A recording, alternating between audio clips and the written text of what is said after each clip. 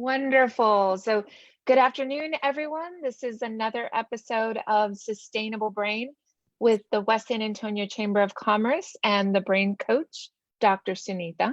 How are you, Sunita? I am blessed. I am so lucky. Things are going great, actually. Wonderful. It's so good to hear. And I wanted to thank you for bringing a new person on the show today. I'm going to let you introduce her and kind of give us the big reveal because she seems very special and very kind. So please go ahead. She is Diane Braschler. I've had the on this, say it with without my Hindi accent, Braschler. Diane and I have had the opportunity to talk and work on different projects. You know, one of the reasons I asked her to be part of this interview today is because, like a lot of business owners, she's dealing with real life stuff, from employees to just, you know, how to grow despite all the things that are going on. And I'm just blown away by her, like when we want to think small, she's still thinking huge and expansion. And I said, okay, I need to get you on the show because we could all learn. And the idea is that, you know, the good thing is she doesn't have a cape. If you notice, she doesn't have her Superwoman cape on, but she makes decisions day to day. So I'm gonna let her talk. Diane, thank you so much for joining us. Diana. Thank you for having me. I'm just excited to be here. And hello, everyone. I love people. So Diane, yes, go ahead. Diane, tell us a little bit about yourself and your business, Dealer Source Ltd. So Dealer Source Ltd is probably the best kept secret in San Antonio. We started Dealer Source in 2005. I was working for another company at the time that was kind of, you know, not doing so well. And I remember going to my husband and going, what am I going to do? I'm 38 years old and how do I start over? And my husband goes, you can do this. Just do it for yourself. And I did. And I took the plunge. And our business has grown and grown. And what we do is we service the new car dealership market.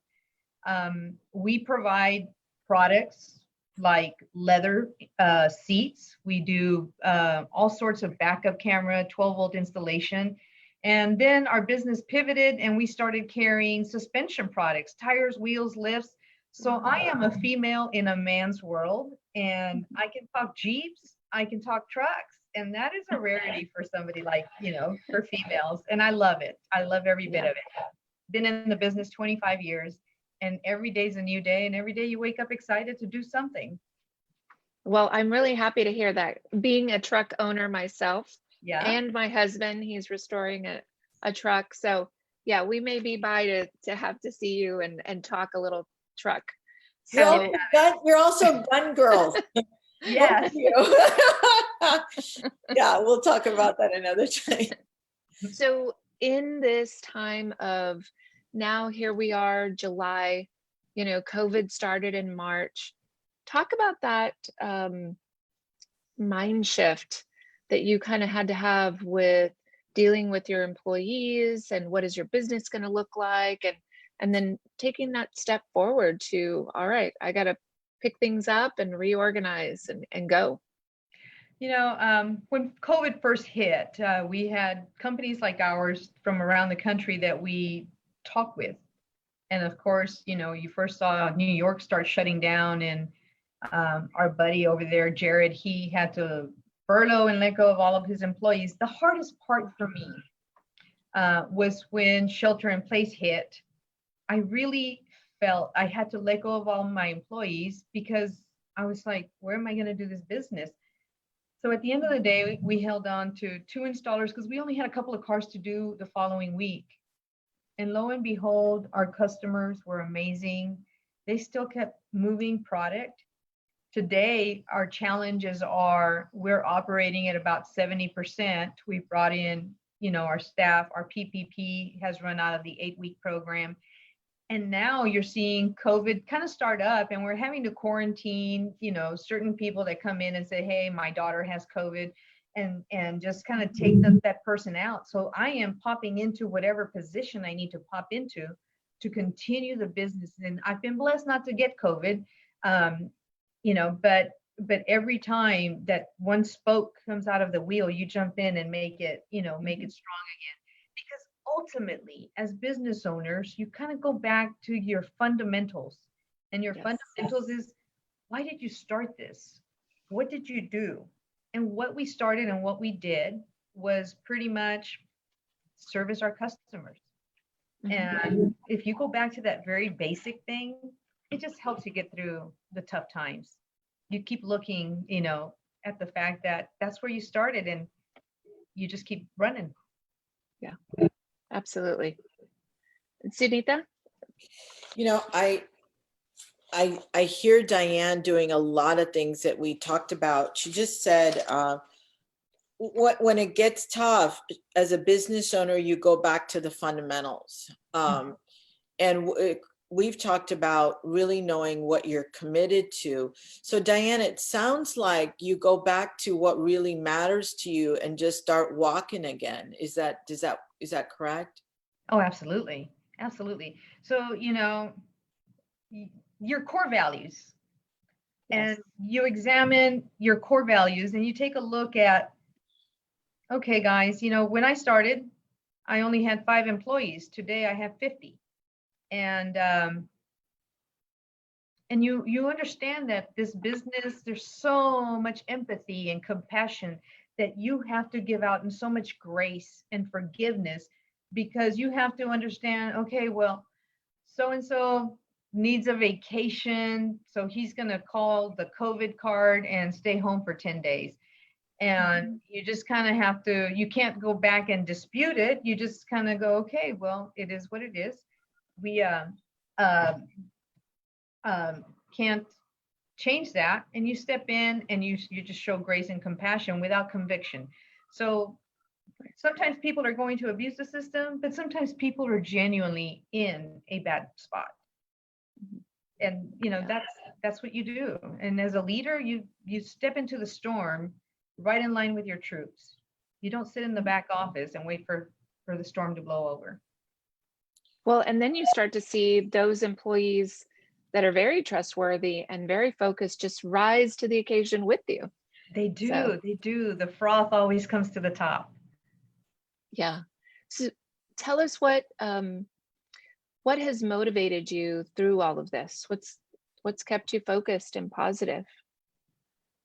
Well, I can't tell you that I've been focused and positive every single day, because this COVID has done a lot and has taken a lot from my business, from my personal family, all the way through. So it has been, when you wake up, you make a choice. You make a choice. Am I going to smile today, or am I going to frown? And sometimes you want to frown, but you'd be surprised if you just throw that smile on your face and you, again, show, exude that love within you. People will respond. And then before you know it, the day's gone by and you still smiled. And then you got over it. It's an amazing thing. That's absolutely. So, those of you that are interested in the science of this, what she's really doing is taking emotions. We talked about it before. It's stored in the amygdala, right? The base of the brain, the primitive part of our brain, and she's connecting it to today's activities, and that will organically motivate you. So the emotions are her core values. Another time we can talk about how that happens, but she's taking her core values and relating it to today's actions. So she's really in touch with not just doing it, but why she's doing it. And it's hitting her on a very primitive level. So when you can hit that, Diane, we can see that I see you as organically moved. No one has to come after you and tell you will take action. I see you taking day-to-day actions, which, it's hard to stay in action. And one of the things that I love, and I've seen you do, you don't define success. Like a lot of us as business owners, we're perfectionists and it's got to be perfect. And if it's not perfect, we don't take action. How do you define success so you can keep going? How do I define success so I could keep going? You asked that question in a different way. How do you eat the elephant? One bite at a time. So in the morning, it starts with simple things. You got up and you figured out, what color am I wearing today? You know, and then from there, it's like, okay, you know, what's first on the list? And you just go through the day and just keep taking something off your plate. Take something off your plate. Don't look at the big pile. Look at the fact that you can take one thing off your plate and put it away. You did something with it. You accomplished something right there. Because some people approach life with, oh my God, look at this big pile of work that I have to do. Where you can approach life with, look, I've got 300 pages that I need to read. Let me start with 5. And some of the most inspirational things, there was this amazing movie about this. It was based on a true story. This guy and his buddy, they went hiking in the mountains, the Andes. And one of the hikers, you know, he fell through a huge crevice and broke his leg. And he was able to come out of this cave and walk. Everybody thought he was dead. And he accomplished this, you know, 3 seconds at a time. He gave himself 3 seconds to walk forward and then he'd rest. 3 more seconds and then he'd rest, you know, and then he was able to get out of a potential death trap by just focusing his mind and going, it's just 3 seconds more or 3 minutes more. The same thing with your day. When you take a look at your day, it's Monday. And it's like, oh, it's Monday. I can't wait for the weekend. Well, it's Monday. Come on, let's get Monday out of the way so we can get into Tuesday. That's just how you approach things. That's how I approach things. I hear small bite-sized goals and celebrating. Do you celebrate those small goals as they get achieved? Yay me. Yeah. Yes. Yeah. No, and that's a great way to do that, to just take it one step at a time and not be overwhelmed, because I think any of us could be easily overwhelmed if we allow that to happen. So how does these taking one bite at a time, one step at a time, how does that help you with long-term planning? Because as business owners, we all have to be thinking of the big picture. Where are we going? Where are we going to be in 6 months? You know, what can I try to maybe take care of today that will help set me up for, you know, 2 months from now or a year from now?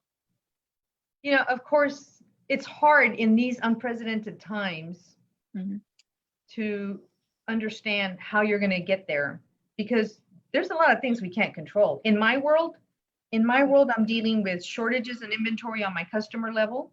I'm dealing with supply chain inventory issues and then all these China tariffs that have been put in place. There's not a lot of my suppliers are out of product, delays in time because the factories can't supply us. And then of course, staff. I am shorthanded still. And I just am not getting any applicants coming through the door, and you keep trying to re-innovate. So how you're going to get there. But to answer your question, there's a lot of unknowns. So this is where design thinking happens. You get your sticky notes and you start writing, you know, all the things that you can do today. And it could be something as simple as, you know what?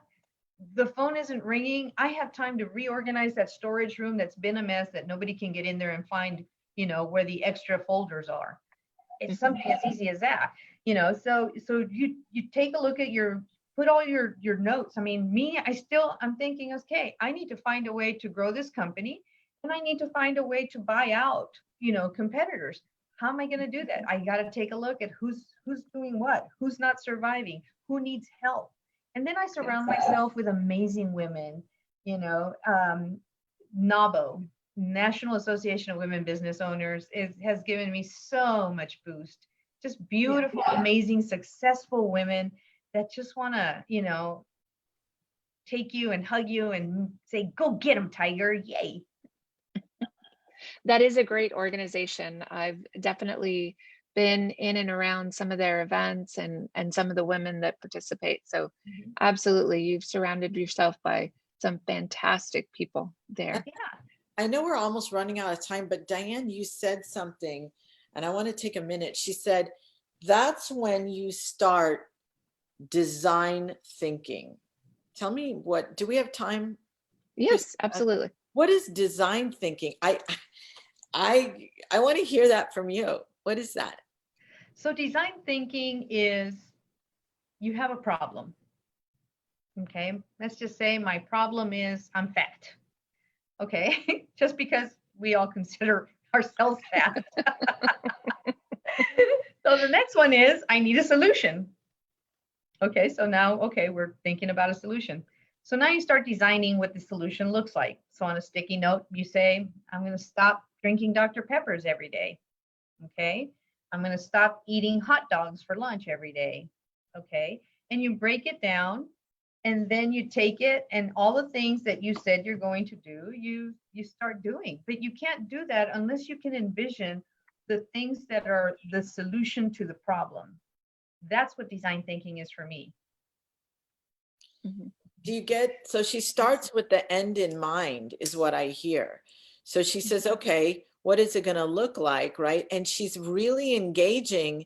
This is frontal lobe engagement. Remember, we've talked about designing our life and designing our responses. So what Diane is doing is she's not reacting, she's creating a response, right? We talked about how the brain gets hit with a struggle and it reacts, hit, react, hit, react. Very little of our lives is spent designing anything. And what I heard is design thinking, and that's very simply what Diane is doing. Thank you, Diane. You explained that very well. And that there is no wrong answer because it was your word, but we actually had been talking about responding with not just the end in mind, but like, what is your commitment? What do you want it to look like? And why do you want it to look that way? And then taking action from there. Yeah. Thank you.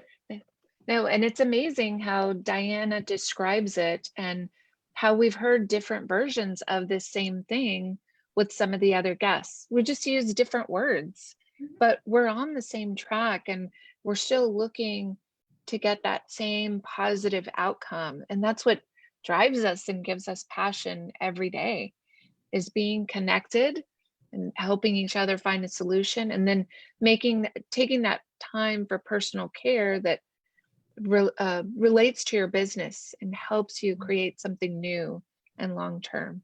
So Diana, thank you so much for spending time with us. I do want to give you an opportunity to, leave us with a message. If we have a variety of audience members out there, we've got people that are coders, we have doctors, we have just business owners from different industries.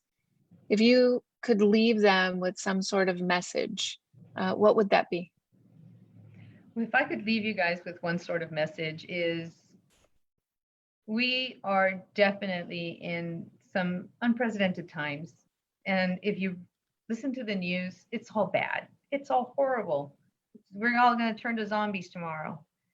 However, if you reach out to our higher power, which is our God, Lord Almighty, and give him the glory, regardless of your situation, give thanks every single day. If you get a problem at your lap and it's like you have to reach out and say, Holy Father, only you can get me out of this bind. Only you. And you give him the glory and you reach out, he will in turn carry you through the storm. And at the end of the day, there is nothing that I've done that hasn't come because he, our Holy Father, has put me there. Through good, through bad, all of it. He has made me a better, stronger person. And I am at peace and have joy and can expand and have compassion and empathy towards everything and everyone. And you just have to love like Jesus loved. That's the message. Thank you Thank you, for your, Diana. That's au- beautiful. that Thank was you. beautiful and very authentic. Thank you. Mhm. Dr. Sunita, please, a message from you for our listeners. It really is about knowing that you're not alone. Diane talked about reaching out to people. I've reached out to Diane at different times, sometimes late at night, knowing that I'm not alone. So reach out to people. We need each other. We can be separate physically, but we don't have to be separate mentally or emotionally. Thank you. Thank you so much. It's been yet another week of our Sustainable Brain. I hope that you and as our audience members have learned something today. Please don't forget to reach out to people, to don't feel like you're alone. There is always help out there. Dr. Sunita's office is always open to take your phone calls and or emails or whatever you feel comfortable with. There is an opportunity there for you to be able to visit with someone. Help is out there. Don't do this alone. And just so you know, join us tomorrow at 11:30 with the Center for Healthcare Services as we continue the mental health conversation and talk about and receive information on their COVID specific counseling. And this applies to anyone. This could apply to yourself, to a family member, to coworkers, to your employees. Join us at 11:30 tomorrow. You must register to be a part of this session. So please go to our website, westsachamber.org. We'll make sure to add it in the comments. We'll get you that link so you can register. It's free, it's open to the public. Anyone can join us. Please share the information. We hope that you're doing well. We hope that you're wearing your masks out there as you interact with others in the community, going grocery shopping, or whatever it is that you're doing. Remember, the West San Antonio Chamber is here for you and anything you need. So give us a call, 210-229-1266. Stay well, stay safe, and we'll see you next week for another episode of Sustainable Brain.